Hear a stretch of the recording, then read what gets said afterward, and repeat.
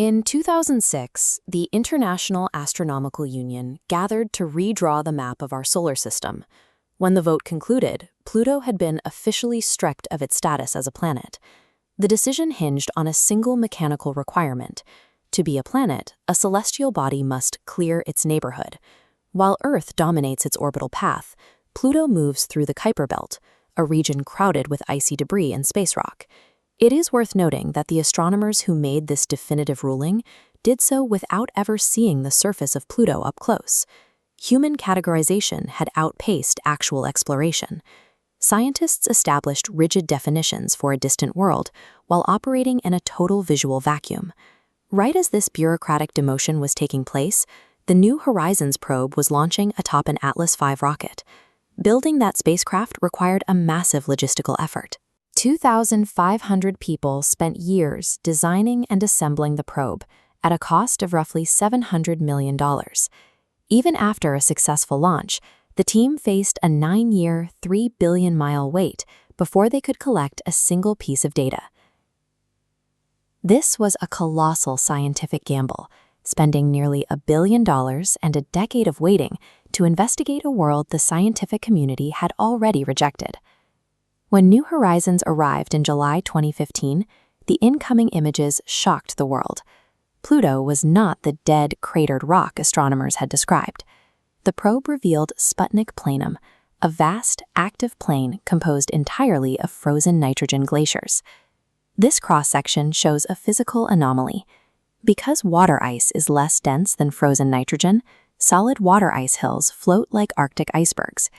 These nitrogen glaciers constantly roll with internal convection currents, physically pushing the floating ice blocks into long chains. The data overturned the dead rock model of the outer solar system. Pluto possesses a dynamic surface geology driven by internal power that matches the activity levels of the inner planets. That geological complexity ignited a rebellion. Planetary geologists began to push back against the IAU's orbital definition. They proposed the geophysical planetary definition. Under this framework, a planet is defined by its physical properties. It must have enough mass to be round, and it must possess active surface geology. These represent two different scientific frameworks.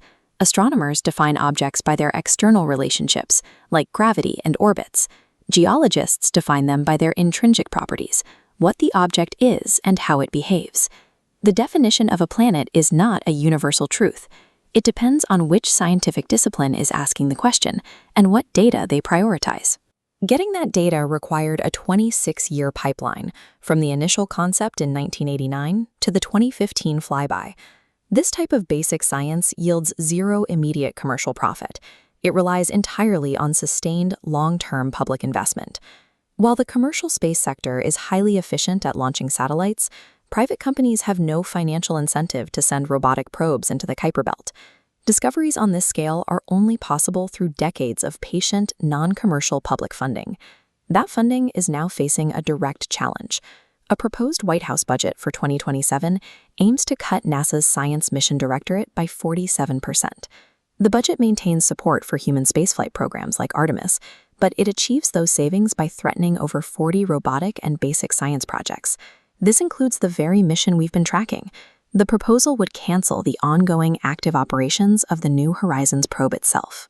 The universe will always challenge our definitions, but if we dismantle the pipelines of public science, we are choosing to stop exploring and remain in the dark.